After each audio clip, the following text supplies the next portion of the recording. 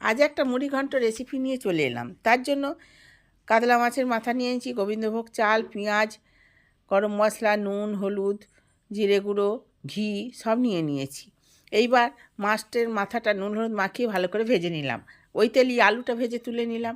এবার গোটা জিরে, তেজপাতা, এলাচ, শুকনো লঙ্কা ফোড়ন দিয়ে পেঁয়াজটা দিয়ে দিলাম। পেঁয়াজটা ভাজা ভাজা হয়ে গেলে আদা থেতো করা ছিল আর রসুন থেতো করা ছিল, ভালো ওটা দিয়ে হলুদ গুঁড়ো, লঙ্কা গুঁড়ো, জিরে গুঁড়ো দিয়ে ভালো করে কষিয়ে নিলাম।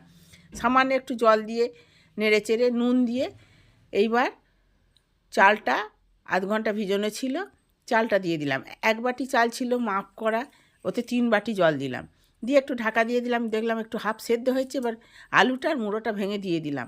আলু মুড়োটা ভেঙে আর একটু ঢাকা দিয়ে দিলাম। বেশ শুকনো ব্যাপার হয়ে গেলে ঘি গরম মশলা দিয়ে নাবিয়ে নিলি আমাদের মুড়িঘণ্ট রেসিপি রেডি।